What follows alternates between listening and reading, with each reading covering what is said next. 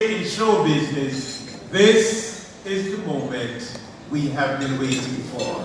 So we put our hands together and we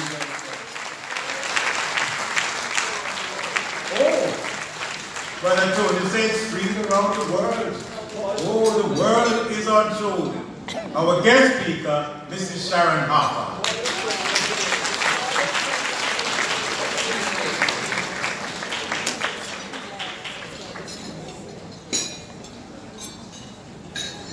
Wow, you do look wonderful. Thank you, Master of Ceremonies, Mr. Crawford, patron of this 120th anniversary banquet of Mothers Union in the Diocese of Jamaica and the Cayman Islands, the Right Reverend Dr. Robert Thompson and Mrs. Charmaine Thompson, Bishop Daniel, Archdeacon the Venerable Steve West of the Diocese of Trinidad and Tobago, other members of the clergy and their wives, Zonal Trustee for Zone B representing the Americas and the West Indies, Mrs. Kathleen Snow, the Provincial Presidents of West Indies, Mrs. Harmon Price, USA, Mrs. Annie Beckley, Canada, Mrs. Alice Kennedy, the Diocesan Presidents of Jamaica and the Cayman Islands, Mrs. Judith Spencer Jarrett, NECA, Mrs. Ifina Matthew, Trinidad and Tobago, Mrs. Valerie West, Barbados, Mrs. Joyce Seeley, all other Mothers Union leaders and members from both overseas and locally, distinguished guests from corporate Jamaica, brothers and sisters all, good evening. Good evening.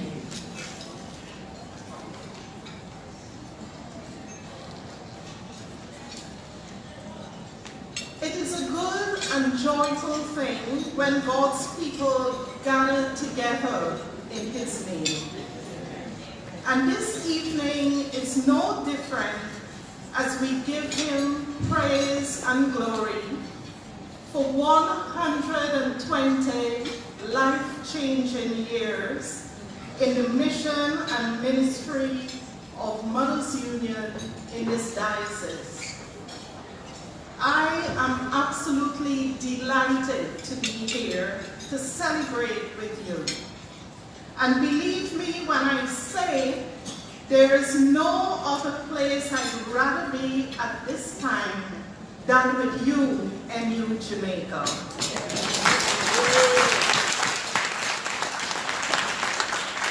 Because Mothers Union Jamaica is exceptional. To survive for 120 years in a changing world, in a modern society, and still be relevant today as you were 120 years ago is a significant achievement.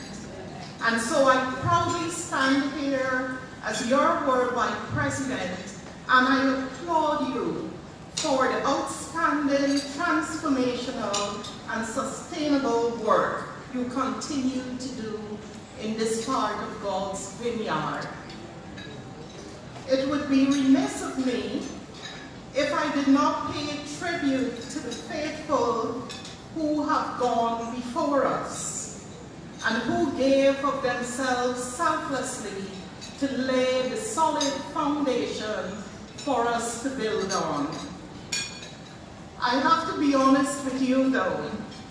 I do have a little secret which further explains why I am excited to be here. You see, it's not only for this celebration, but Jamaica is really my second home. I studied at the UE Mona campus in the early 1980s.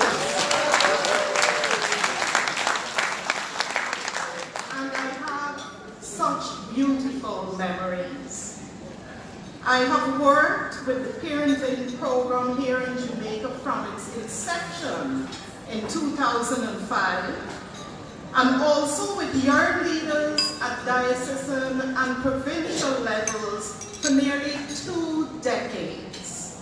And I can confidently declare for sure that Jamaicans are fiercely loyal people, hardworking way beyond the normal call of duty. They would sacrifice much to make the extraordinary happen. And their hospitality, my gosh, it's second to none.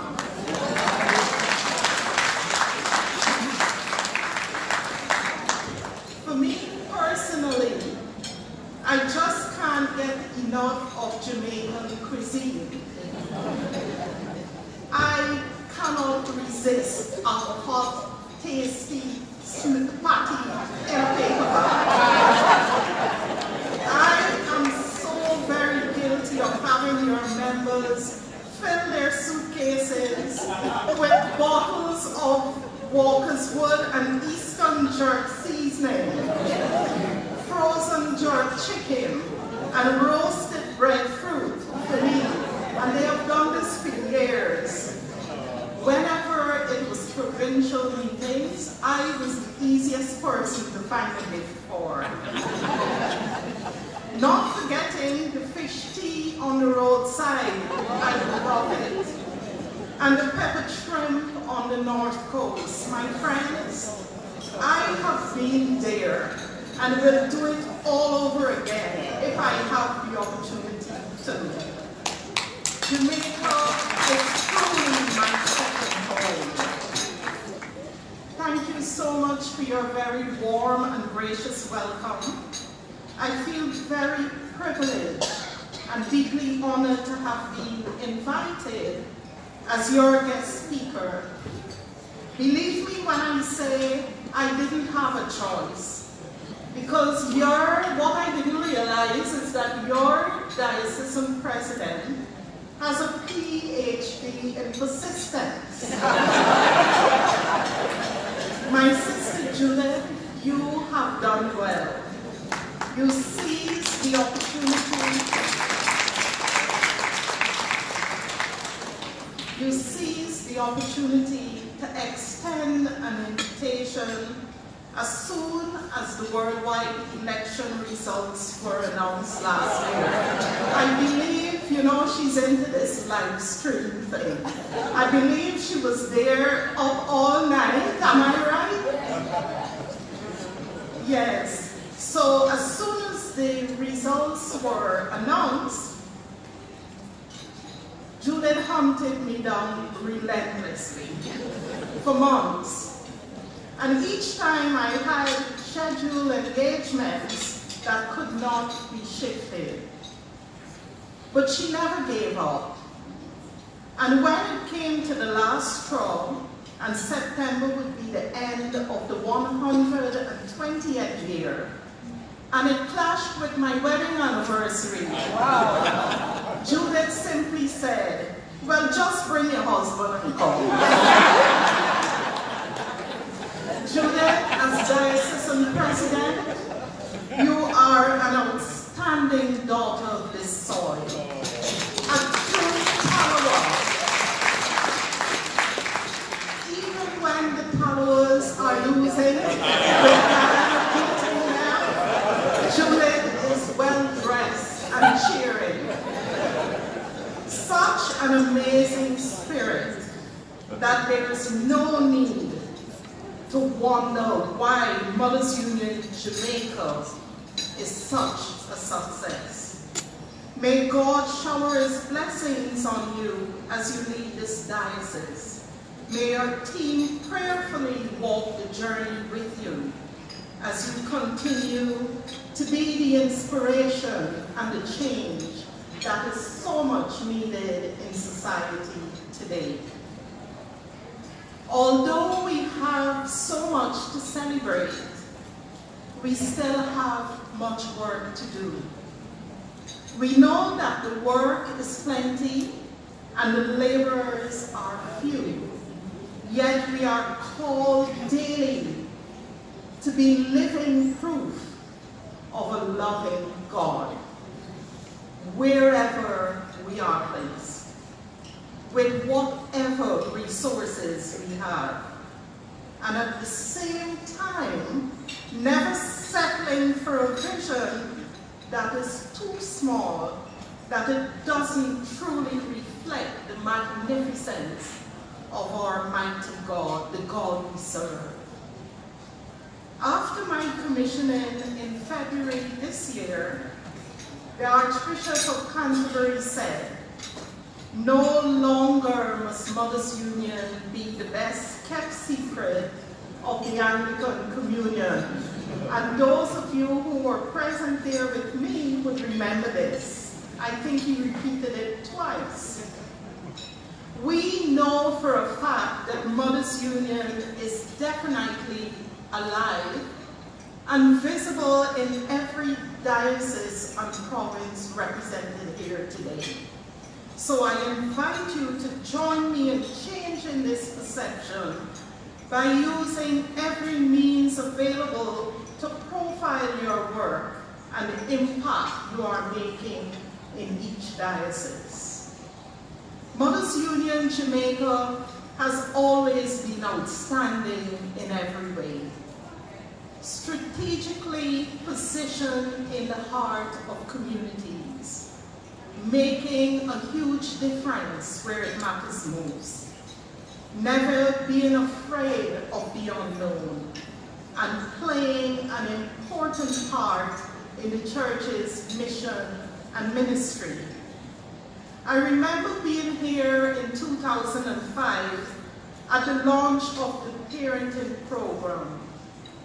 And the trainer at the time, Claudette, said to me, "Sharon, you have to help me in a community that has a lot of drugs going on, a lot of problems, and several spin-offs, a lot of violence against women and children." Well, if you know me, I was ready for the adventure. I immediately said, "Right, when do we start?" "No," she said. I said, "But I thought you were taking me to Hillshire Beach." Anyway, I obediently jumped into the car and we were off. As we got closer, she said, "Right, lie down in the back seat now because sometimes there are stray bullets." I was like, "What? Lie down, lie down. You all right, man, just lie down." So I lay down obediently, and boy, did she put her foot on the accelerator. We flew through the street faster than any bullet. We never stopped until we got to All Saints Church. "Right," she said, when we were able to breathe. "We are safe here. The drug lords, them giving us protection." Well, my friends, all I could think about at that time was my beloved husband and our 2 children waiting for me in Guyana. But I can tell you, when God has a plan and purpose for your life, He puts everything in the right place. He guides, He directs, He goes before you, and He protects you. And the results are beyond all we can ever ask or imagine, especially if we're open to His will. The successes overflow with blessings too numerous to mention. But what has come out of our work in the communities surrounding All Saints? There was the birth of Parent Place, a one-stop shop that is a safe space for supporting families, the only one of its kind in the Caribbean. And it has grown to 4 parent places, and the project has been sustained for nearly 2 decades. Ladies, put your hands together and take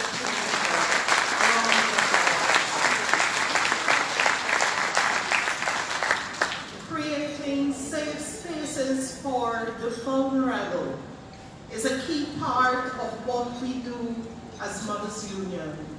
And recently, we committed to a collective policy on safeguarding and implementing procedures which are consistent with the policy and in line with the guidelines of the Anglican Church. Here in Place is only one example of the several projects in Jamaica that are transforming lives and reflecting the passion and commitment of our members in Jamaica, who recognize their calling to be faithful disciples and followers of Christ for the furtherance of his kingdom. Mothers Union globally has the track record for the unwavering ability to remain steadfast to the fundamental principles which make us a unique, fit-for-purpose global movement. And because we are people of great faith and believe in our calling, we are able to launch out boldly into the deep and achieve. How many of us here tonight have done it without even knowing how we ever did it? Our recent Worldwide Council in June of this year, there were 72 Mothers Union global leaders, and we all met in Rwanda. And we positioned ourselves to listen to God and his plan for the future of Mothers Union and our role in the church's mission and ministry. We listened to the voices of over 200,000 members from the grassroots, and we were able to build a framework to guide our direction for the future. It was evident that our global process, MULOA, Mothers Union Listens, Observes, and Acts, is indeed a gift from God, giving us just what is needed at this present time in our history. It is a practical process of engagement with the membership and the church across the world to reflect on our roots and through experiential Bible study address the questions: who are we? What are we all about? Who should we be touching in today's world? What difference do we want to make? It has been only 2 years, and this process is proving to be powerful and life-changing because it is reaching members at the grassroots, helping them to deepen their faith and their commitment to serving God through Mothers Union. It is also touching hearts in an incredible way and enabling personal change from within, building confidence to reach out and serve more effectively. The Bishop of Guyana said when he sees MULOA as a tool for renewal and revival, and would like to see MULOA in every parish in his diocese. And I'm sure our other bishops feel the same way. My friends, Mothers Union is very much alive and vibrant, a dynamic force that is relevant to changing environments in today's world. And as we speak of changing environments, I immediately recall how devastated I was after Hurricane Dorian ravaged the Bahamas, leaving behind death and destruction. The videos posted on social media were overwhelming.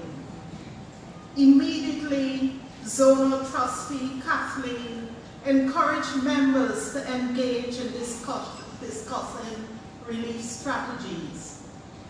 I remember last year in an address to a Lambeth meeting, former Archbishop of the West Indies, Archbishop John Holder, spoke of the resilience of the Caribbean people and their ability to unite in times of uncertainty.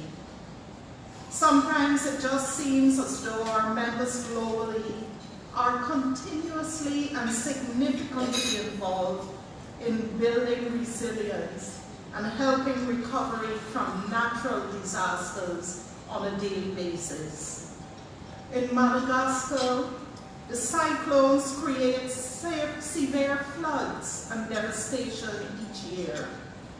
In the Diocese of Mahajanga, members experience both drought and flooding each year, and decided once and for all to address the issue of environmental preservation. They have chosen to cultivate a plant called vetiver, which is a fast-growing grass that preserves the soil during the rainy season. After the vetiver is uprooted, trees that fertilize the soil and store water in their trunks are planted. And these trees are valuable as they also provide great barriers when the cyclones hit. The vetiver grass has the potential to support livelihoods. It can be used as cattle food and material for roofing houses. Members can also make handicraft to sell, and interestingly, vetiver can clean water. Our members have proven that indeed we are good at disaster risk reduction, and at the same time helping families to transform their own lives.